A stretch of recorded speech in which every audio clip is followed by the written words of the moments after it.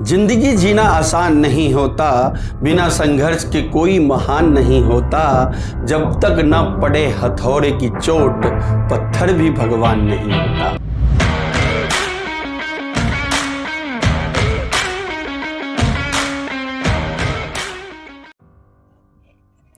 नमस्कार दोस्तों, मैं Ravishankar Mishra, motivational speaker, business consultant and social worker. अभी आप सबके बीच में मैं एक मोटिवेशनल वीडियो लेकर आया हूँ। मोटिवेशनल वीडियो के माध्यम से हम आपको मोटिवेट करेंगे और आपको अगर ये वीडियो अच्छी लगे तो मेरे चैनल को सब्सक्राइब करें और शेयर करें और लोगों तक पहुँचाएँ। और एक इम्पॉर्टेंट बात और मैं बताना चाहता हूँ आपको कि इस वीडियो को पूरा देखिएगा। इस वीडियो के लास्ट में मैं आपको एक माइक्रो लेवल के स्टार्टअप बिजनेस के बारे में बताने वाला हूं, जो आपके ज़रूरत की हो सकती है। इसलिए दोस्तों आपसे गुजारिश है, वीडियो को पूरा देखें। चलिए दोस्तों, आज एक कहानी के माध्यम से आपको मोटिवेट करूंगा। एक बार की बात है, एक राज्य में एक प्रतापी राजा राज करते थे। उनके यहाँ एक विदेशी मेहमान आए। तो आपको पता ही होगा, भारत देश में मेहमानबाजी बड़े अच्छे से की जाती है। हमारे यहाँ, आपके यहाँ भी अगर कोई मेहमान आते हैं तो उनकी खातिरबात बड़े अच्छे से हम लोग करते हैं। वहाँ तो राजा वाली बात थी, तो ऑफकोर्स सीधी सी बात है कि वहाँ ज़्यादा ही मेहमानबाजी हुई होगी। तो जब मेहमानबाजी काफ़ी ज़्यादा किया राजा जी ने अपनी तरफ से, ताकि विदेशी मेहमान को किसी भी प्रकार की कोई दिक्कत ना हो, उसका पूरा ख्याल रखा। उससे खुश होकर विदेशी मेहमान जब वापस जाने लगे तो उपहार स्वरूप एक सुंदर सा पत्थर राजा जी को देकर गए। राजा जी उस पत्थर को स्वीकार किए। विदेशी मेहमान वापस अपने विदेश चले गए। रात को राजा जी जब काफ़ी देर तक सोचते रहे कि इस पत्थर को क्या करना चाहिए, इस पत्थर से ऐसा क्या करूं, इस पत्थर से हम ऐसा क्या बनवाएं जिससे हमारे राज्य का कुछ भला हो। उनके दिमाग में ख्याल आया कि एक भगवान विष्णु की प्रतिमा बनाई जाए और राज्य के ही मंदिर में इसको स्थापित किया जाए। अगले दिन राज दरबार में महामंत्री को राजा जी ने बुलाया और बुलाने के बाद उनको आदेश दिया कि महामंत्री जी, आप गांव में, नगर में जाकर तलाश कीजिए, कोई अच्छे मूर्तिकार के पास इस पत्थर को लेकर जाइए जो एक सुंदर विष्णु भगवान की प्रतिमा बनाकर दे और उसको राज्य के ही मंदिर में हम लोग स्थापित करेंगे। राजा जी के आदेश पर महामंत्री जी तुरंत नगर को प्रस्थान कर गए और काफ़ी ढूंढने के बाद, काफ़ी ढूंढते ढूंढते, उन्हें पता करते करते उन्हें एक मूर्तिकार का पता मिला और लोगों ने बताया ये काफ़ी अच्छा मूर्तिकार है, इनके यहाँ जाइए, ये काफ़ी अच्छा पत्थर बनाएंगे। काफ़ी नामी मूर्तिकार, जो विख्यात मूर्तिकार था, उनके यहाँ महामंत्री जी पहुँच गए। जाकर और उन्होंने पत्थर दिया और उन्होंने कहा कि राजा जी का कहना है कि इस पत्थर से एक भगवान विष्णु की प्रतिमा आप अगले 10 दिन के अंदर बनाकर राज दरबार में लेकर आइए। तो मूर्तिकार ने बोला कि जब राजा जी का आदेश है तो करना तो पड़ेगा। तो मैं इस पत्थर को बहुत ही सुंदर मूर्ति बनाकर आपके दरबार में लेकर आऊँगा। तो महामंत्री जी ने बोला, आप इस पत्थर से जब मूर्ति बनाएंगे तो आपको इनाम के रूप में 50 स्वर्ण मुद्राएं दी जाएंगी। तो मूर्तिकार और खुश हुआ। महामंत्री जी वापस अपने दरबार आ गए और मूर्तिकार ने अपने उधर काम चालू कर दिया मूर्ति बनाने का। उन्होंने अपना औजार निकाला। औजार निकालने के बाद पहले उन्होंने हथौड़ा निकाला। हथौड़ा निकाल के पहले पत्थर को तोड़ना स्टार्ट किया। काफ़ी मुशक्कत करते रहे। एक दिन, पूरा दिन लगा दिया उन्होंने। शाम तक वो पत्थर जस का तस रहा। कोई भी हथौड़ा से वो पत्थर टूटा ही नहीं। तो आगे मूर्ति बने तो बने कैसे। मूर्तिकार बड़ा हताश हो गया, बड़ा निराश हो गया। निराश होकर उसने बोला कि अब मुझे ये वापस दरबार में ले जाकर पत्थर वापस कर देना चाहिए, क्योंकि मुझे नहीं लगता कि इस पत्थर से मूर्ति बन पाएगा। ये पत्थर टूटने वाला नहीं है। वो वापस दरबार में गया और महामंत्री जी को बोला, महामंत्री जी, ये पत्थर टूटने वाला नहीं है, तो इससे मूर्ति बनना तो नामुमकिन बात है, बन ही नहीं सकता। तो महामंत्री जी ने बोला, चलो ठीक है, कोई बात नहीं, आपसे अगर नहीं बन रहा है तो कोई बात नहीं, कोई दूसरा मूर्तिकार को हम देंगे। और मूर्तिकार ये कहकर और पत्थर देकर वापिस अपने घर आ गया।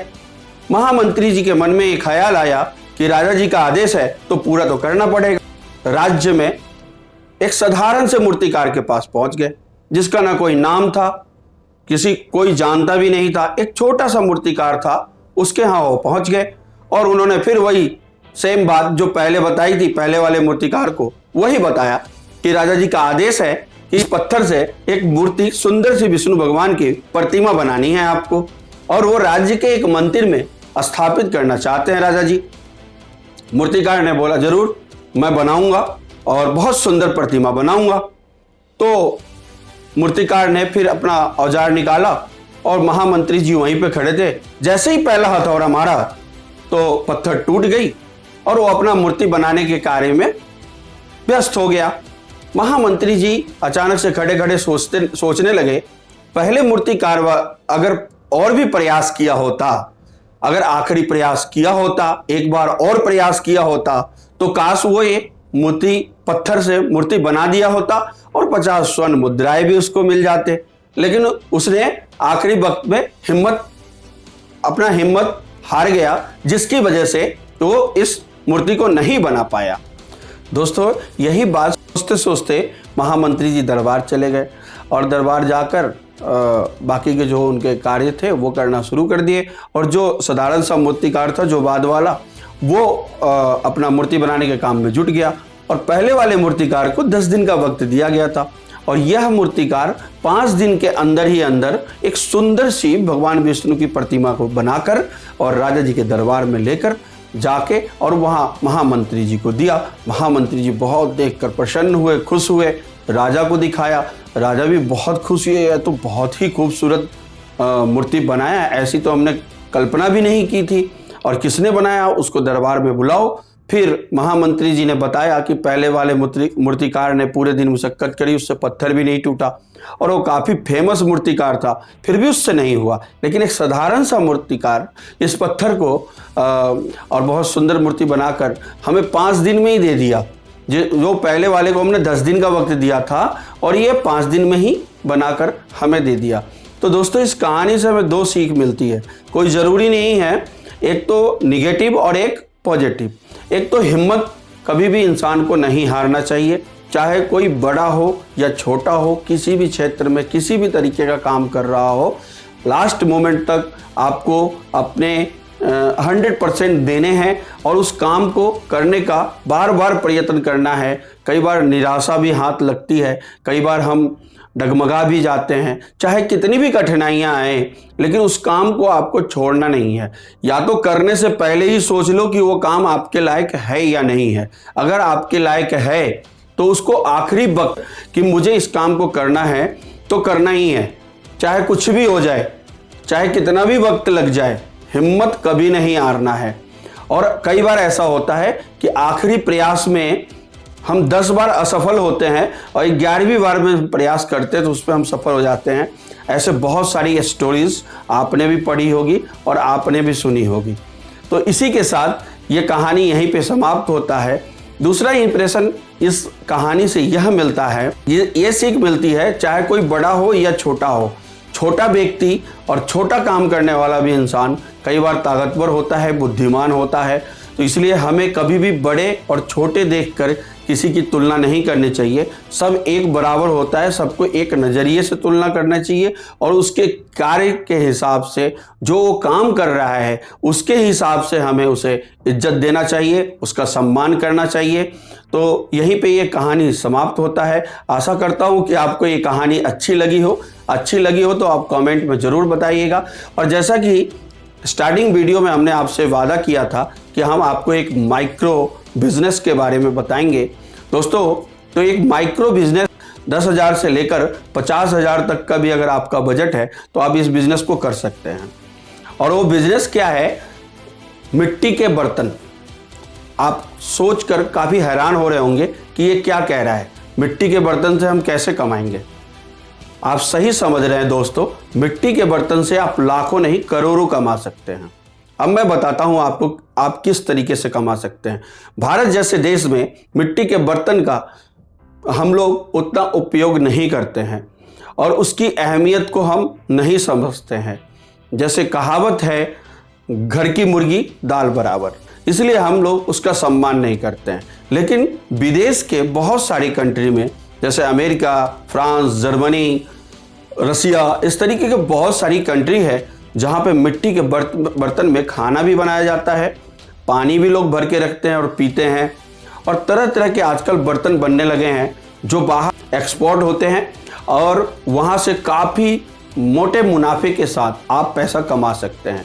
इस तरीके से इस बिज़नेस के ऊपर हमने काफ़ी रिसर्च किया है। बहुत लोग इस बिज़नेस को कर रहे हैं, भारत के अंदर भी कर रहे हैं, लेकिन भारत के अंदर जिस तरीके से यह बिज़नेस बढ़ना चाहिए उस तरीके से नहीं बढ़ रहा है। लेकिन विदेश में ये बिज़नेस बहुत अच्छे तरीके से अपना पैर पसार रहा है और बहुत लोग इसमें पैसा कमा रहे हैं। उसके लिए आपको कुछ नहीं करना, आपको एक कंपनी बनानी है, अपनी एक कंपनी बनानी है और कंपनी बनाने में आपका ज़्यादा से ज़्यादा 10,000 रुपये का खर्चा आ जाएगा।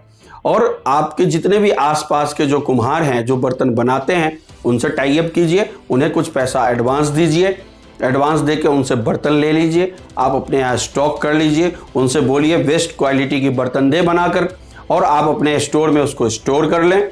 उसके बाद बहुत सारे इंटरनेट के माध्यम से आपको बहुत सारे ग्राहक मिल जाएंगे जो विदेशों में बैठे हुए हैं, जो मिट्टी के बर्तन की डिमांड करते हैं और वो आपसे मिट्टी के बर्तन खरीदेंगे। तो उस माध्यम से आप उस बर्तन को अच्छे से पैकिंग करें, थर्मोकोल और लकड़ी के जो कवर होते हैं उसके और अंदर थर्मोकोल के माध्यम से आप उसको अच्छे से पैक करके, ताकि इतनी लंबी सफ़र में वो टूटे ना और उसको सही सलामत आप वहाँ पहुँचाएँ। आपके बैंक खाते में वहाँ से पैसा आ जाएगा, ज़्यादा वक्त लगता नहीं है, 15 से 20 दिन में आपका माल जहाँ पहुँचना है वहाँ पहुँच जाएगा और अगले ही 24 घंटे में कुछ पैसा एडवांस भी मिलता है। दोस्तों मैं ये बताना भूल गया था, कुछ पैसा आपको एडवांस भी मिलता है जब आप ऑर्डर लेते हैं और जब आप पूरा माल पहुंचाते हैं तो आपको पूरा पैसा मिल जाता है। अगले 24 घंटे के अंदर अंदर आपके अकाउंट में सारे पैसे आ जाते हैं।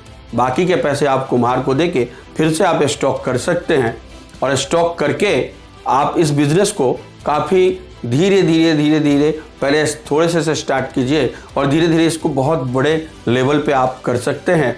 और मैं दावे के साथ कह सकता हूँ इसमें लाखों नहीं, आप करोड़ों रुपए कमा सकते हैं। 3 साल के अंदर अंदर आप करोड़ों के मुनाफे में आ सकते हैं।